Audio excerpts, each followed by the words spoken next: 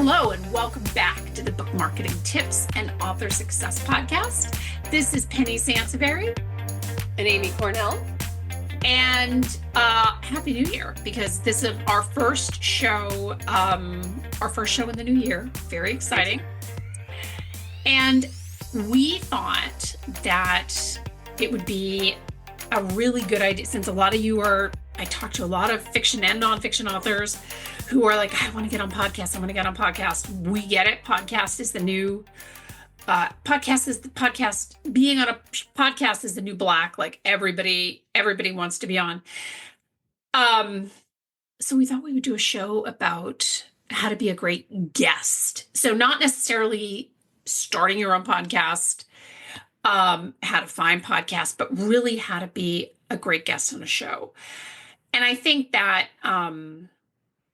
the more that you can, the better a guest that you can be, the better prepared that you can be, the more likely that you will be to get asked back as well.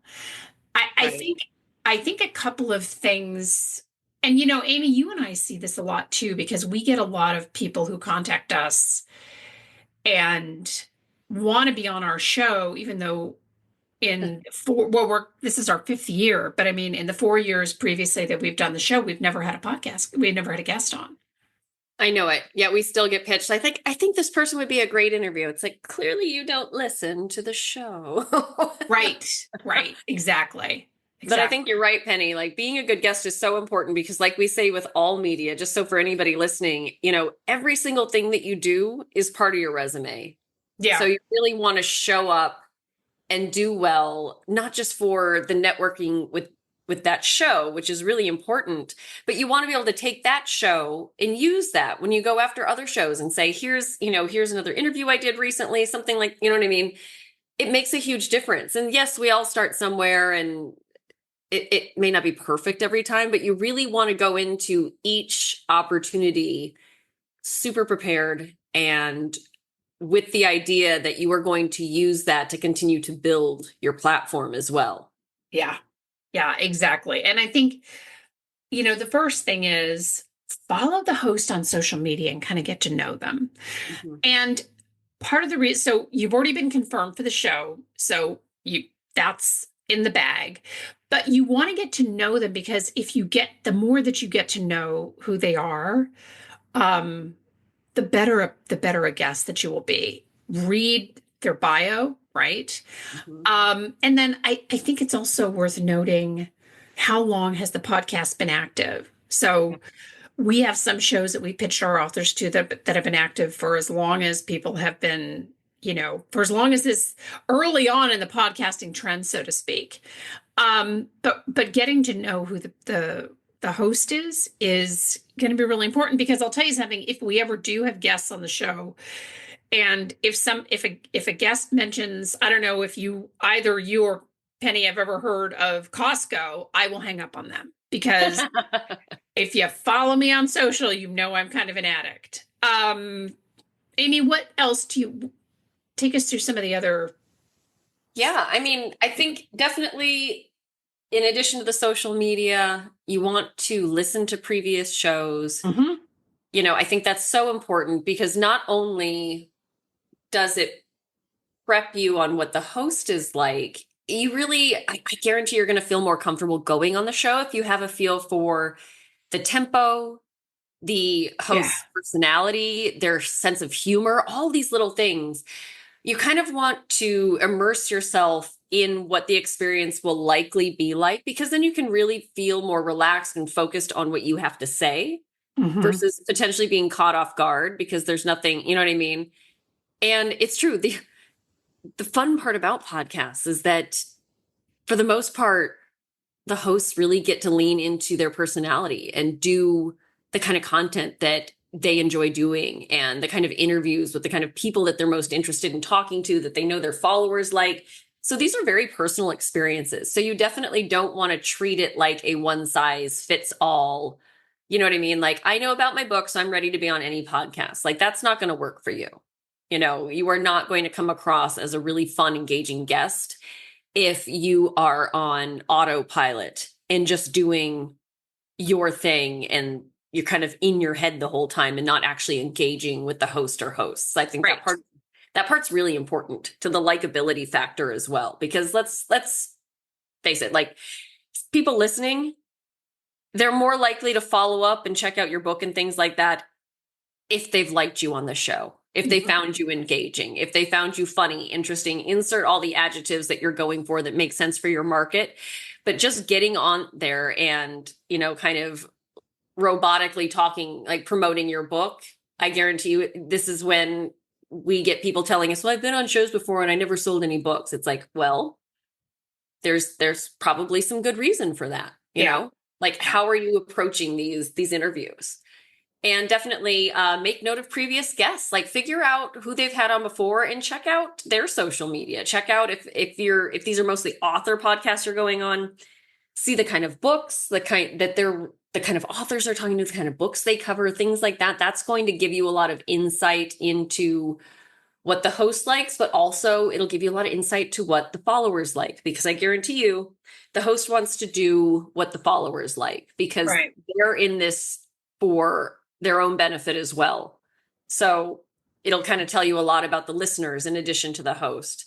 And then also, listening to it will also give you an idea of, in addition to the host personality, but again, the tempo, the kind of questions they tend to ask, whether or not they will do follow-up questions. I think that's a big one, Penny, because it's one thing to know, to get questions in advance or to agree with the host on what, the Q&A is going to be like or something like that. But what if the host tends to do a lot of follow-up, a lot of impromptu, once you answer, they go, oh, that's really interesting. So what about, you know what I mean? So know whether or not the host tends to do that. And then you can be prepared, like, okay, I might have to, dive into this a bit more. Yeah, exactly. And I think the other reason that you want to listen to previous shows is because it's always really fun when you go onto a podcast and you can say something like if there was a guest on that was maybe even 3 months ago that your topic kind of tethers to in a way where you can say, you had this guest on and he or she, whatever, talked about X and I feel strongly about that too. And here's my take. And what that does is it really makes you sound like you have spent your time, that you've spent the time, digging into the show, that you sound like you know about the show. And that really comes across on the air too. The other thing I personally love to put, so if I'm going to do an interview, I love to put different notes on 3x5 cards, right? So I'm super old and I really like to handwrite stuff on cards. So your elevator pitch is something that you probably won't need it, but it's still good just to have it ready. So if the host were to start off, and you'll know if you've listened to the shows how the host starts off the show, typically, like they say, whoa, just in one sentence, like, what's your book about? And then you have that elevator pitch ready. 3 to 5 points that you want to make sure to share on the show. That is something that is really, really, really good to put on those 3x5 cards. So you have it in front of you, because sometimes what happens is that, especially if you haven't done a lot of interviews, you get on the show and you're like, oh my gosh. And all of a sudden, quote unquote, stage fright kind of kicks in and your mind goes blank. And it's happened to all of us at one time or another when we've done interviews. Put it on a card so you won't forget it, right? What's your author story? What makes you interesting? So, and be willing to, or be ready to rather, share that in a very succinct, short version of your story, how you came to write the book, or how you came to be an author.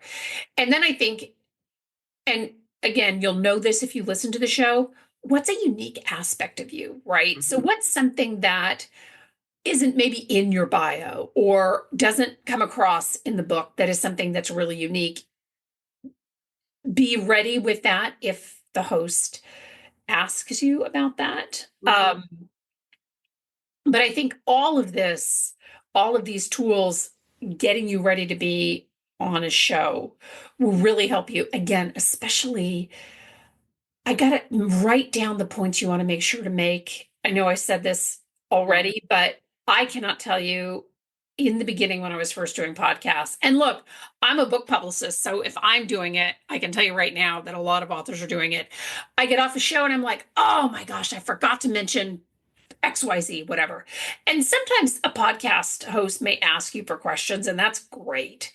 So you can go ahead and send those in advance because they may or may not read your entire book. One final thing, and Amy, I didn't put this in the notes, but when you're on a show, when you're being interviewed, never make the assumption that the host read your book or had the time to read your book. Yes. And don't mention that. Like, this is not your time to quiz the host on whether or not they read your book. What was your favorite part? Right. Did you like chapter 3?